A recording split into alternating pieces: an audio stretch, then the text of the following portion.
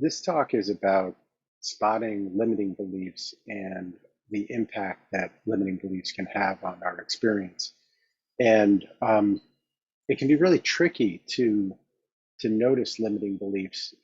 I always think that limiting beliefs are a little bit like invisible walls that we don't realize we've accepted or constructed in our experience, and they kind of guide what we're willing to explore, what we're willing to try out and take on. And sometimes we might live within a certain limiting belief for years without noticing it. So obviously that's something that we don't want to experience. So one of the things that I look for is anytime I notice myself saying, well, I'm just not that type of person, I try to catch myself. And when I think of that phrase, I'm not that kind of person, I can take it two ways. One that I think is positive, and one that I think indicates a limiting belief.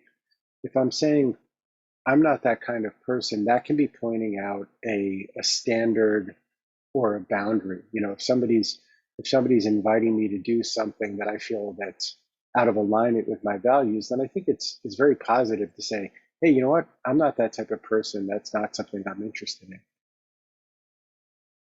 But if I say I'm not that type of person, and it's actually something that I would like to explore, then I sort of see it for what it is, which is just a limiting construct that I've bought into in some way. And this reminds me of a story.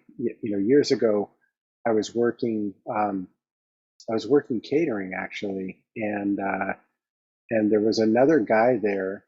And what happened was I had taken a break for a while because I had started grad school in architecture.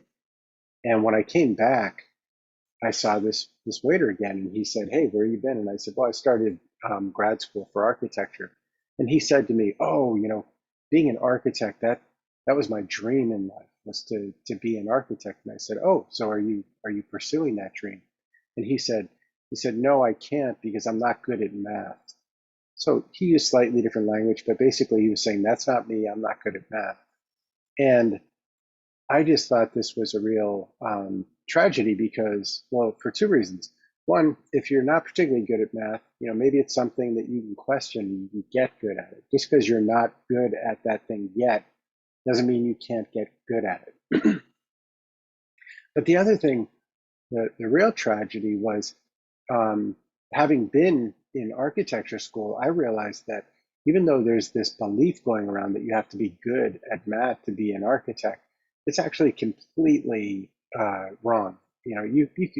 Most architects don't do that much math. You have engineers who do that. So not only was he limiting his world because of this belief, but he was limiting it for a completely erroneous belief. And what a tragedy to not pursue something that you believe is your calling in some way, just because you have this belief that says you're not that type of person. So I mentioned one way of noticing this. Again, whenever I say like, that's not me, if it's not about a standard in my life, then I may question it. I had one in my experience for a long time. For some reason, I thought I wasn't the type of person who was cut out to work in proper business in a proper company. And I really believed that. I thought nobody would hire me. Um, nobody would let me in the building or be in any of the conversations that were happening.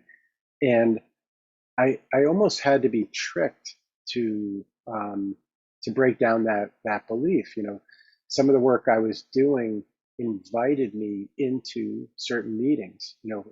A friend invited me along to consult on some stuff. And after being in a certain number of meetings, I looked around the room and I looked at who was there and who was listening to me, and who was engaging with me and the way they're engaging. And all of a sudden I had this experience of, oh, you know what? Maybe I was wrong about that. Maybe I can work in a proper business, whatever proper business means. Um, and I realized that I had been holding this belief for so many years, and after being in that situation a couple times, the whole belief melted, and I realized like, oh, this is a whole new world that I can go into and contribute in a rich and meaningful way, and contribute in a way that people seem to appreciate. So I encourage you to look at all the little nooks and crannies in your kind of metaphorical apartment of your being, and notice what are the things that you're saying no to, that perhaps might just be remnants of old beliefs that you picked up somewhere along the way. It's like you picked up, baggage over the years, and you never stop to take it out and say, is this something that I want to accept in my life? And is this something that I would actually design into my life if I'm going to be the designer of my life? The other thing is, sometimes I'll look at things that I believe about myself, and I'll think, would I encourage someone else to hold on to that belief? And if my answer is no, then I reflect it back to myself, and I say, you know what? If I wouldn't wish this belief for someone else, then I'm going to begin to question it in myself, and I'm going to begin to sort of lay the foundation of a new belief, a belief of being open to something being possible. So even though I might have an experience of that's not me, even if I change that to that's not me yet, all of a sudden that can open a world of possibility where I can start to collect experiences that let me grow into that new capacity. Um, so I encourage you to write down any limiting beliefs that you have and begin to challenge them. Begin to notice, are they serving you, or are they remnants of another time? And if they are, I encourage you to begin to design new beliefs that are more empowering and kind of open you up to experience, as opposed to kind of closing you off or shutting you down from experience.